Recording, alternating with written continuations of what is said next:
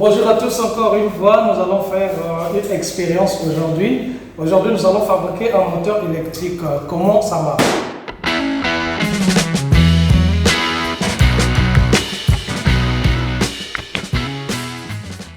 Donc, on aura besoin des choses essentielles. Vous savez qu'un moteur électrique est constitué de deux parties.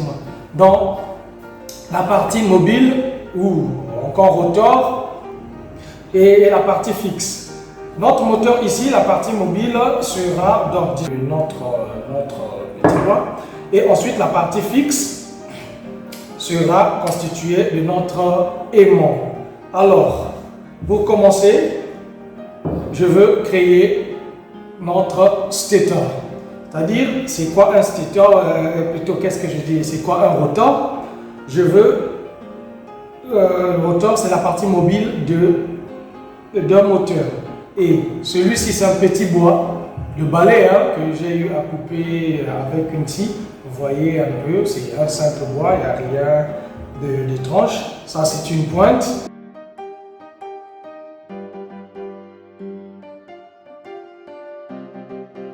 Voilà. J'ai un axe qui traverse le rotor pour que quand ça va tourner, que ça soit un peu... Et cet axe-là doit avoir des bornes. Des bornes, ce sont des pointes que je veux mettre.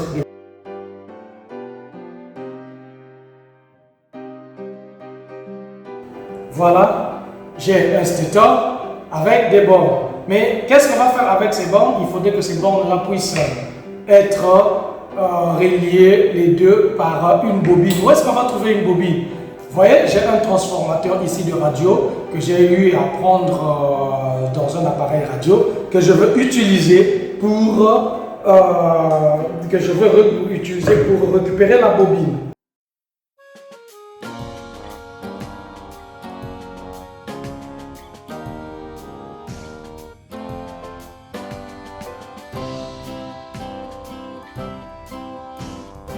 Alors, donc, comme je disais, on vient de retrouver notre bobine ici. Donc, vous trouvez ici, j'ai cette bobine que je veux utiliser pour faire le moteur. Mais attention, vous allez remarquer que c'est une bobine vernisée. Donc, elle est peinte. Donc, il faudrait, moi j'utilise les allumettes pour essayer de brûler un peu ce vernis. Sinon, si vous le mettez aux bornes avec du vernis, assurez-vous que ça ne va pas aller parce que ce vernis constitue un isolant. Voilà pourquoi vous le voyez enrouler les uns les autres sans créer un court-circuit. Donc, je répète, c'est une bobine vernisée. N'utilisez pas une bobine non vernisée. S'il vous plaît, c'est mieux d'utiliser une bobine vernisée et en enlevant le vernis, vous pouvez gratter avec un couteau ou quelque chose comme ça, ou brûler comme ce que j'ai fait. Avec le moyen de bord, je n'ai rien acheté, tout j'ai ramassé, l'aimant je l'ai ramassé, la bobine j'ai récupéré dans une ancienne radio et le bois c'est un truc de balai foutu que je venais de couper. Les pointes, vous en trouverez partout. Donc, vous constatez que vous remarquez que il n'y a pas quelque chose d'extraordinaire pour fabriquer un moteur électrique. Vous pouvez faire cette expérience. Ça me ferait plaisir si vous réussissez à faire ces expériences chez vous. Dites-le moi dans les commentaires quand vous allez essayer cela. Alors, comme vous remarquez,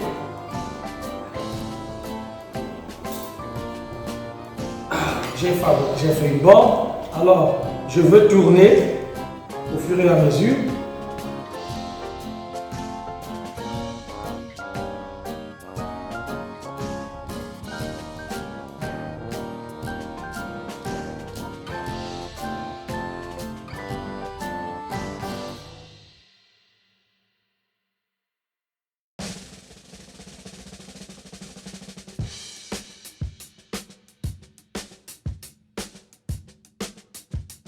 Donc nous arrivons à la fin de la bobine.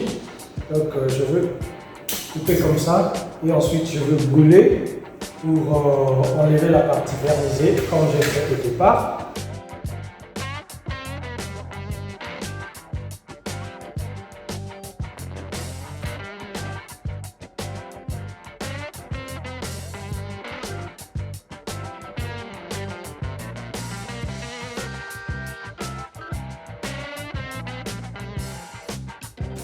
Et donc, une fois que vous avez rembobiné tout, vous avez protégé avec un scotch ou un tissu, rassurez-vous que les bornes sont bien fixées parce que si vous utilisez les pointes qui sont rouillées, ça va jouer le même rôle qu'une bobine vernisée.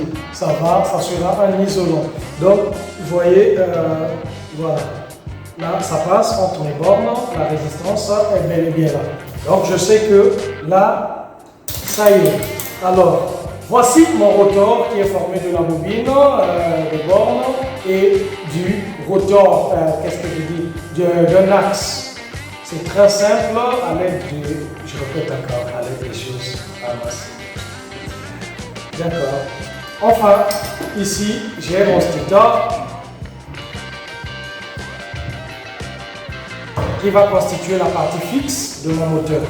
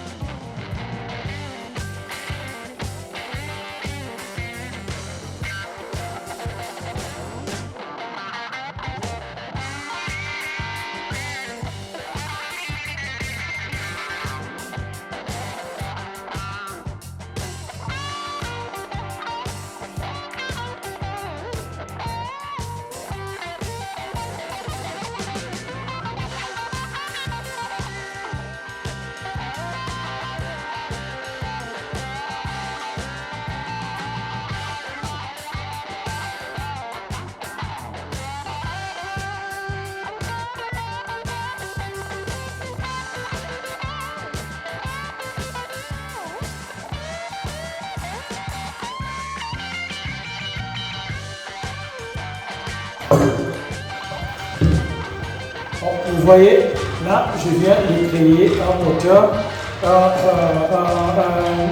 un socle pour retenir mon moteur. Et je veux créer finalement mes bornes et deux bornes fixes.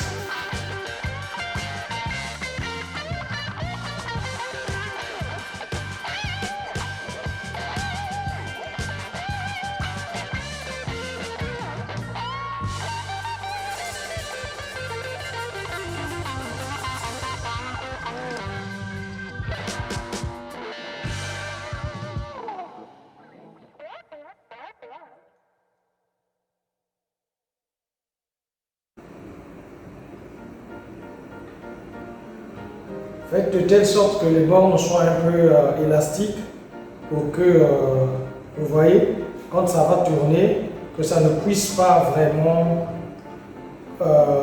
croiser trop de résistance. Donc, que ça tourne de manière à trouver le chemin, quoi. Vous voyez un peu ce que je suis en train de faire ça. Bon, vous voyez ici, c'est comme je disais, il faut pas que les bornes soient trop rigides. Il faut lui donner un peu le temps de respirer, quoi. Qu'il respire. Qu'il respire. Donc, quand il vient, il touche, il dégage. Il touche, il dégage. Maintenant, vous pouvez limiter à partir d'ici pour que ça ne puisse pas trop bouger, plutôt se déplacer. Donc pour ce, vous pouvez, moi je vais mettre juste du scotch. Je vais juste mettre du scotch.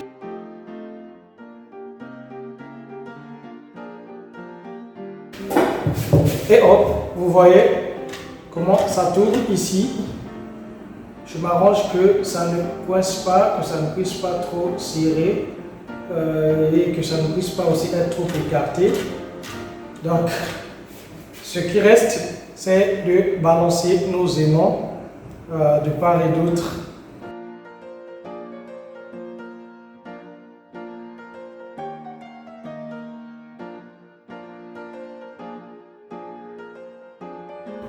Et voilà un peu notre moteur. Nous allons alors passer au test pour voir comment cela va tourner. Je vous explique le principe, c'est très simple. Ici, nous aurons un champ électrique et de l'autre côté, nous avons un champ magnétique. Et lorsqu'on a un champ électrique à côté du champ magnétique, nous avons une réaction qui fait qu'à ce que vous avez déjà vu cette expérience qui fait que vous prenez une bobine, vous créez un champ électrique à côté d'un champ magnétique, vous voyez une bobine qui bouge, et ainsi de suite. Et c'est la même chose ici. En fait, c'est le même mouvement qu'il est en train de faire, mais ici, il va aller de part et d'autre puisqu'il est fixé sur un axe. Et c'est ça le principe du moteur. Alors, on va passer à la pratique pour voir comment est-ce que cela va tourner.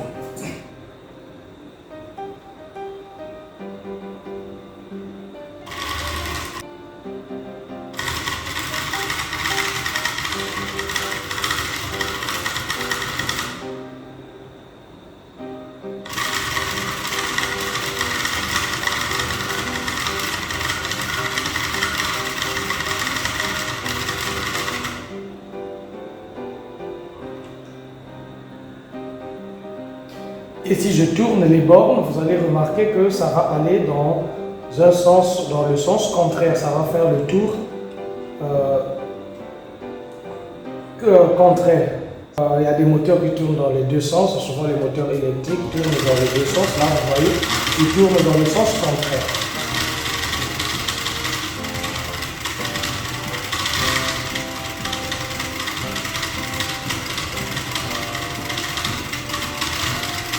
C'était l'expérience du moteur, voilà comment fonctionne un moteur.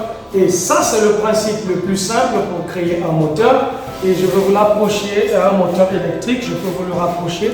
Donc, comme vous pouvez voir, on a un rotor que nous avons créé à l'aide d'une bobine et le bois que nous avons ramassé.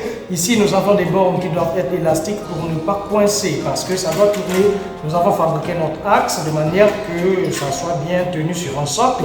Et ici, nous avons de l'aimant.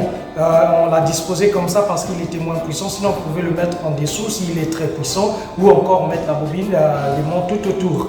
Ça dépend pourvu que vous puissiez respecter le champ. Regardez le champ, comment je l'ai fait. Ici, les deux aimants s'attirent et du coup, ça crée un champ uniformisé. Donc du coup, dès que vous mettez de la tension aux bornes, alors voilà le mouvement qui commence, le moteur qui commence à tourner. Et c'est avec ça, vous pouvez créer des gros moteurs, c'est la même chose. Alors, nous nous retrouvons prochainement au prochain tuto. Si vous avez aimé ça, alors ne tardez pas, vraiment ne manquez pas à mettre ça dans le commentaire pour dire que voilà, ceci. Et si vous avez des expériences dont vous voulez aussi que je fasse encore, vous pouvez m'écrire, alors on pourra faire tous ensemble pour voir qu'est-ce que cela doit donner. Merci d'avoir suivi la vidéo jusqu'à la fin.